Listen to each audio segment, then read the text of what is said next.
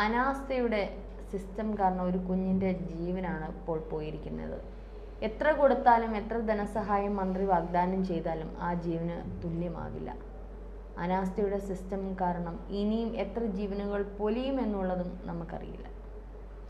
ഇതിനകത്തുനിന്ന് കേരളത്തിലുള്ള സകല സർക്കാർ സ്കൂളുകളും പിന്നെ എയ്ഡഡ് സ്കൂളുകൾ, അൺഎയ്ഡഡ് ഉണ്ട്, അതിലേക്ക് ഞാൻ വരാം. അതിനു മുമ്പായിട്ട് എയ്ഡഡ് സ്കൂളുകളും ഇതിനകത്ത് കുറേ കാര്യങ്ങൾ പഠിക്കാനുണ്ട്.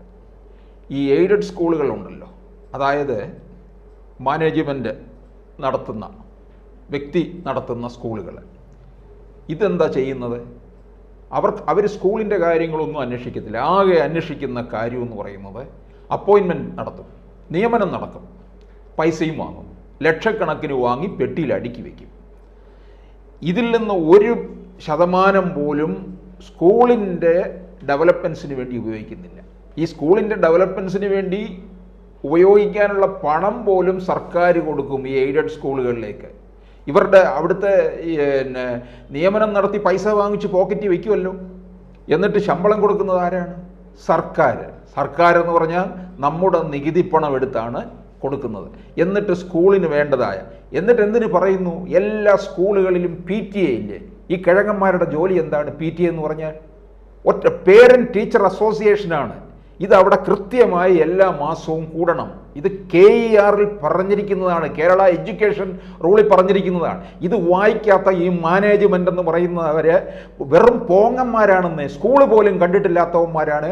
ഇരുമാതിരി ഇരുന്ന് ഇറച്ചി കച്ചവടം ചെയ്യുന്ന മാതിരി അധ്യാപകരെ നിയമനം നടത്തി പൈസ വാങ്ങിച്ച് അവൻ്റെ കീശയ്ക്കകത്ത് വെച്ചിട്ട് കുട്ടികളെ മുഴുവൻ ഇത്തരത്തിൽ ബലി കൊടുക്കുന്ന ഒരു ഏർപ്പാടാണ് ചെയ്യുന്നത്.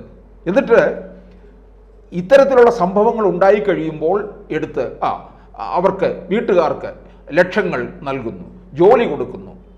സർക്കാരിൻ്റെ അനാസ്ഥ കൊണ്ട്, പിടിപ്പുകേട് കൊണ്ടുണ്ടായ കുഴപ്പത്തിൽ നമ്മുടെ പണമെടുത്ത് അവർക്ക് കൊടുത്ത് തൃപ്തിപ്പെടുത്തുകയാണ് ചെയ്യുന്നത്. ഇപ്പം നോക്കിക്കേ, കോട്ടയം മെഡിക്കൽ കോളേജിൽ നടന്നത്, ബിന്ദുവിൻ്റെ വീട്ടുകാർക്ക് പൈസ കൊടുക്കുന്നു.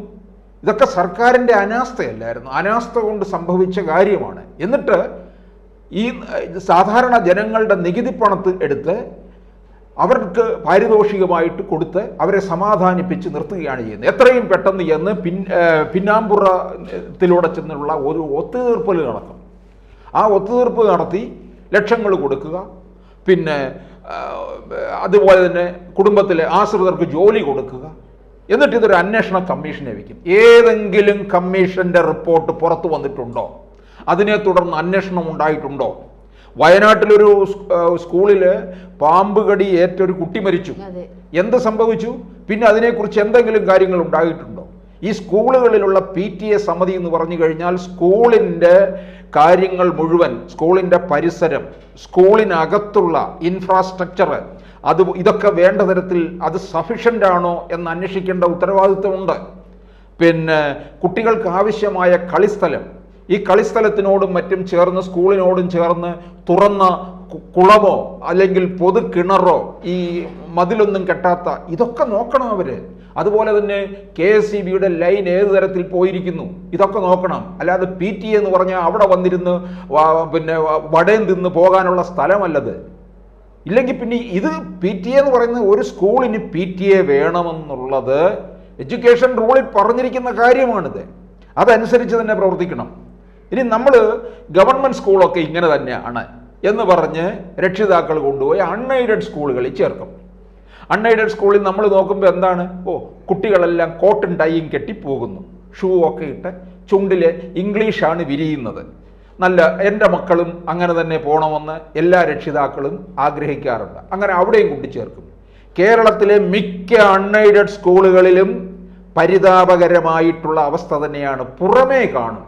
ഇപ്പം നമ്മുടെ സർക്കാർ സ്കൂളുകളും ഒക്കെ തന്നെ പുറമെ കാണുമ്പോൾ വലിയ ഗംഭീരമായിരിക്കും. അതല്ലേ മന്ത്രി ശിവൻകുട്ടി പറഞ്ഞത്? അതുവഴി പോകുമ്പോൾ പലരും വണ്ടി നിർത്തി ചോദിക്കാറുണ്ട്, ഇവിടെ റൂമുണ്ടോ, 5 സ്റ്റാർ ഹോട്ടലാണെന്ന് വിചാരിച്ച്. അതെന്താ? ഈ പുറമേ കാണുന്ന കെട്ടിടങ്ങൾ മാത്രമേ ഉള്ളൂ, അകത്ത് സൗകര്യമില്ല. ഈ കെട്ടിടം ഉണ്ടാക്കുന്ന എവിടുന്ന്? ഈ കിഫ്ബിയിലെ പണം എടുത്തുണ്ടാക്കും. അതിനകത്തോട് ഒരുപാട് വെട്ടലും നടക്കും. ഇതിനകത്ത് കുട്ടികൾക്ക് വേണ്ടായ ക്ലാസ്സിൽ വേണ്ട സൗകര്യങ്ങൾ വേണം. ബെഞ്ചും ഡെസ്കും, അതായത് പിന്നെ പുതിയ തരത്തിലുള്ള സ്മാർട്ട് ക്ലാസ് റൂം, എന്തിന് നേരെയോ ഒരു ബ്ലാക്ക് ബോർഡ് പോലും ഇല്ലാത്ത എത്രയോ ഗവൺമെൻറ് സ്കൂളും സ്വകാര്യ മാനേജ്മെൻറ്റ് സ്കൂളും പ്രവർത്തിക്കുന്നുണ്ട്. അപ്പോൾ ഈ അൺഎയ്ഡഡ് സ്കൂളിലേക്കൊന്ന് വന്നേ. ഈ അൺഎയ്ഡഡ് സ്കൂളിലേക്ക് വന്നു കഴിഞ്ഞാൽ ഇതേ സ്ഥിതി തന്നെ ഉണ്ട്. കേരളത്തിലെ ചില അൺഎയ്ഡഡ് സ്കൂളുകളുണ്ട്, അതിഗംഭീരമായിട്ട് പോകുന്നുണ്ട്. അത് ഫീസ് വമ്പന്മാർക്ക് മാത്രമേ അതിനകത്ത് കയറാൻ പറ്റുകയുള്ളൂ. അത്തരത്തിലുള്ള ഫീസ് വാങ്ങുന്നുണ്ട്. റെസിഡൻഷ്യൽ ഉള്ള സൗകര്യത്തോടു കൂടിയ സ്കൂളുകളുണ്ട്. മറ്റു പലതും ഈ ഷോ മാത്രം കാണിക്കുകയാണ്. അവിടെയാണെന്നുണ്ടെങ്കിൽ ഈ ഷൂവ്, ടയ്യ്, കോട്ട് എന്നൊക്കെ പറഞ്ഞ് രക്ഷിതാക്കളുടെ നിന്ന് പണം പിഴിയുന്നതിന് കണക്കില്ല, അറിയാമോ? പിന്നെ അവർ കൊടുക്കുന്ന നോട്ട്ബുക്ക് വേണം വാങ്ങാൻ, അതിനകത്തൂടെ പിടിച്ചു പറിയാണ്. അതുപോലെ തന്നെ അവരുടെ കയ്യിൽ നിന്ന് വേണം ടെക്സ്റ്റ് ബുക്കുകൾ വാങ്ങാൻ. ഒന്നാം തരം പകൽക്കൊള്ള നടക്കുന്ന ഇടമാണ് അൺഎയ്ഡഡ് സ്കൂളുകൾ എന്ന് പറയുന്നത്. അവിടെ ഇതുപോലെ വേണ്ട തരത്തിലുള്ള സൗകര്യമില്ലാത്തിടമുണ്ട്. ഈ CBSE അൺഎയ്ഡഡ് സ്കൂളുകളെ കുറിച്ചൊന്നും ആരും അന്വേഷിക്കാറില്ല. അതിനകത്തോട്ട് കയറാൻ പറ്റത്തില്ല. അവിടെയും PTA വേണം. CBSEയുടെ റൂളിൽ പറയുന്നുണ്ട് PTA ഉണ്ടായിരിക്കണം. ആ PTA എല്ലാ മാസവും കൂടണം, വിലയിരുത്തണം. അതായത് സ്കൂളിൻ്റെ വികസന കാര്യങ്ങൾ, അതിൻ്റെ ചുറ്റിനുമുള്ള കാര്യങ്ങൾ, കുട്ടികൾക്ക് വേണ്ട തരത്തിലുള്ള സൗകര്യങ്ങൾ കൊടുക്കുന്നുണ്ട്. പേരൻസ് മീറ്റിംഗ് ആണ് നടത്തുക. കാരണം ഓരോ ടീച്ചേഴ്സിനെ പോയി ഓരോ പേരന്റ് പോയി കാണുക. പിന്നെ കോമൺ ആയിട്ടുള്ള PTA ഇതുണ്ട്. പക്ഷെ അത് ഈ പറഞ്ഞോണം കോമൺ ആയിട്ട് സ്കൂൾ മൊത്തത്തിൽ വിളിക്കും. സ്കൂൾ മൊത്തത്തിൽ PTA വിളിച്ചിട്ട്, PTA അല്ല, ഒരു മീറ്റിംഗ് പോലെ വിളിച്ചിട്ട് അവരുടെ കാര്യങ്ങളെല്ലാം എക്സ്പോസ് ചെയ്യും. ഇങ്ങോട്ടെല്ലാം പറയാം. അവിടെ ഇന്ന് ഒരാൾക്ക് അങ്ങോട്ടൊരു ക്വസ്റ്റ്യൻ ചോദിച്ചാൽ തന്നെ അതിന് കൃത്യമായിട്ടുള്ള മറുപടികളില്ല. ഇപ്പം എനിക്കും അറിയാവുന്ന കുറേ കാര്യങ്ങൾ. പിന്നെ ഈ സാറ് പറഞ്ഞതുപോലെ ഫെസിലിറ്റീസ് ബിൽഡിങ്ങിൽ ഈ പുറംചട്ടം മാത്രമേ ഉള്ളൂ. ഇല്ല, ജയിലറി ഉണ്ടല്ലോ, ഇടുങ്ങിയെ ഞാൻ കണ്ടിട്ടുള്ള സ്കൂളുകളുണ്ട്. ഒരു ഇടവഴി, ഇങ്ങനെ ഒരു വരാന്തയായിരിക്കും, രണ്ട് സൈഡിലായിട്ടും ക്ലാസ്സുകൾ കാണും. അപ്പോൾ ഈ വൈകുന്നേരമൊക്കെ കുട്ടികൾ വിട്ട് ഇറങ്ങി ഇൻ കേസ് ഒരു കുഞ്ഞെങ്ങാണം ഫ്രണ്ടിൽ നിന്ന് ഒരു കുഞ്ഞ് വീണ് കഴിഞ്ഞാൽ പുറകെ തിക്കും തിരക്കിലും വീഴാൻ സാധ്യതയുണ്ട്. ഈ ഇൻ്റർവെല്ലും ബെല്ലും ഒക്കെ അടിക്കുമ്പോൾ കുട്ടികളെല്ലാം കൂടെ ഒരുമിച്ച് ഇറങ്ങുമ്പോൾ ഉണ്ടാവുന്ന പ്രശ്നമാണ് ഞാൻ ഈ പറയുന്നത്. ഇത്തരത്തിലുള്ള സ്കൂളുകളുണ്ട്.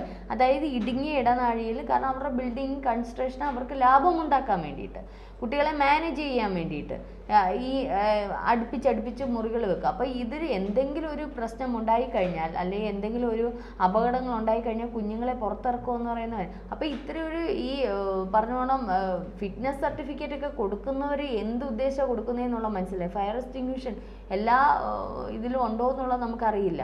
അപ്പോൾ ഈ എയ്ഡഡ് മാത്രമല്ല, അൺഎയ്ഡഡ് മാത്രമല്ല, സർക്കാർ സ്കൂളിൽ കർശന നിയമങ്ങൾ മാത്രമല്ല പരിശോധനകൾ ആവശ്യമായിട്ട് വന്നിരിക്കുകയാണ്. കാരണം ഇതിപ്പോൾ ഇന്നലെ കിഫ്ബിയുടെ ഇത് പറഞ്ഞപ്പോഴാണ്, ഇന്നലെ കിഫ്ബി പണിത ഒരു ബിൽഡിങ്ങിൻ്റെ ഇത് ചോന്നൊലിക്കുന്ന കെട്ടിടം പൊളിഞ്ഞു കിടക്കുന്നത്. നിരവധി കെട്ടിടങ്ങളുടെ അനാസ്ഥ. കുട്ടികളൊക്കെ എന്ന് വെച്ചാൽ അവരുടെ അടുത്ത് കളിക്കരുതെന്ന് പറഞ്ഞാൽ നടക്കുന്ന കാര്യമാണോ? ഇത് ഇന്നലെ ഈ ഒരു അപകടം തന്നെ നമ്മൾക്ക് അവിടെ പേരൻസ് മീറ്റിംഗ് കൂടുന്നതല്ലേ, അവർക്കിത് കാണുമ്പോൾ അറിയാലോ ഇതിങ്ങനെ ലൈൻ തൊട്ടാണ് കിടക്കുന്നത്, ഇത് പ്രശ്നമുണ്ടാവും. അല്ലെങ്കിൽ കുട്ടികൾ ഇതിൻ്റെ മണ്ടേ കൂടെ ചാടി, കാരണം ആ ക്ലാസ് റൂം സാറ് കണ്ടല്ലോ, നമ്മളൊക്കെ വീഡിയോയിലൂടെ കണ്ടതാണ്. എപ്പോഴും കുട്ടികൾ അതിൻ്റെ മണ്ടേ കൂടെ ചാടുകയാണ്. അപ്പം അതിൻ്റെ അപ്പുറത്തെ ക്ലാസ് റൂമുകളിലൊക്കെ മറിച്ചെങ്കിലും വെച്ചിട്ടുണ്ട്. ഇത് മറിച്ചിട്ടില്ല, തടി കൊണ്ട് മറിച്ചിട്ട് അവിടെ തുറസായിട്ട് കിടക്കുകയാണ്. അപ്പോൾ ഇത് കുട്ടികൾക്ക് ഈസി ആയിട്ട് അതിൻ്റെ മണ്ടയിലൂടെ കയറാം. അപ്പോൾ അവർ കളിയല്ലേ അവർക്ക് പ്രധാനം. അവർക്ക് ഈ ഇലക്ട്രിക് കമ്പിയാണെന്നോ അല്ലെങ്കിൽ ഇതിനകത്തോട് ഇത്രയും ലൈൻ പ്രവഹിക്കുമെന്നോ ഒന്നും ഇവർക്കറിയില്ല. അവർ കളിയുടെ ഇതിൽ അങ്ങ് കയറും. അതിന് കുഞ്ഞിനെ വരെ കുഞ്ഞാണ് ഇതിന് അപകടം ഉണ്ടായത്, കുഞ്ഞ് കാരണമാണോ ഉണ്ടായെന്ന് വരെ മന്ത്രി പറയുമ്പോൾ ഇവർക്കൊന്നും കുട്ടികളില്ലേ. അപ്പോൾ ഇതൊക്കെ അനാസ്ഥയെന്ന് പറഞ്ഞപ്പോൾ സാർ വിദ്യാഭ്യാസ മേഖലയിലും ആരോഗ്യ മേഖലയിലും ഉണ്ടാകുന്ന വലിയ 10 വർഷം എന്ത് ചെയ്തു എന്ന് ചോദിച്ചാൽ അവസാനം വരുന്ന ബിഗ് സീറോയാണ്. ഈ KERനകത്തെ ഒരു സ്കൂളിലെ ക്ലാസ് റൂമിൻ്റെ വലിപ്പം എത്ര ആയിരിക്കണം, എത്ര സ്ക്വയർ ഫീറ്റ്, എത്ര ജനാലകൾ ഉണ്ടായിരിക്കണം എന്നൊരു കണക്കുണ്ട്. കാരണം അതിനകത്ത് വായു സഞ്ചാരം കാരണം, സൂര്യപ്രകാശം ഉണ്ടാകണം. പിന്നെ ക്ലാസ് മുറികളിലെ എല്ലാ തരത്തിലും ഒരു ബുദ്ധിമുട്ടും അതിൻ്റെ ഇടനാഴികൾ ഒരിക്കലും തിക്കും തിരക്കും ഉണ്ടാകാത്ത തരത്തിലായിരിക്കണം. എന്തെങ്കിലും സംഭവിച്ചാൽ പോലും ഇറങ്ങി രക്ഷപ്പെടാവുന്ന തരത്തിലായിരിക്കണം. ഈ അൺഎയ്ഡഡ് സ്കൂളുകളിലെല്ലാം ഈ കോഴിക്കോട് പോലെയാണ്. കുട്ടികളെ ഒരു ക്ലാസ്സിനകത്ത് അവരെ തോന്നിയ രീതിയിൽ അഡ്മിഷൻ എടുക്കും. ഇത്ര പേര് എന്നൊരു കണക്കുണ്ട്, അത് വിട്ടുള്ള രീതിയിലാണ്. ഈ സ്കൂളിൻ്റെ ക്ലാസ് മുറികളുടെ വലിപ്പവും കാര്യങ്ങളും ജനാലയും ഇതൊക്കെ കൃത്യമായി പാലിക്കുന്നത് ഞാൻ കണ്ടിട്ടുണ്ട്. അത് കേന്ദ്രീയ വിദ്യാലയങ്ങളിലാണ്, അല്ലാതെ ഇവിടുത്തെ സർക്കാർ സ്കൂളുകളിൽ ഒന്നും തന്നെ ഇല്ല. ഇപ്പം ഈ മിഥുൻ പഠിച്ച ക്ലാസ് മുറിയുടെ ചിത്രം കഴിഞ്ഞ ദിവസം പത്രങ്ങളിലുണ്ടായിരുന്നു. എത്ര ദയനീയം! ഇന്നത്തെ കാലത്ത് വലിയ ഹൈടെക്കിൽ നിൽക്കുകയാണ്, കേരളം നമ്പർ 1 എന്നൊക്കെ പറയുന്ന ഇവരുടെയൊക്കെ തലയ്ക്ക് അടിക്കുകയാണ് വേണ്ടത്. 21 വാഴകൾ സെക്രട്ടേറിയറ്റിനകത്ത് നട്ടുപിടിപ്പിച്ച് വെച്ചിട്ടുണ്ടല്ലോ, ഇതെല്ലാം ആദ്യം വെട്ടിക്കളയണം, എങ്കിൽ മാത്രമേ കേരളം ഗുണം പിടിക്കുകയുള്ളൂ.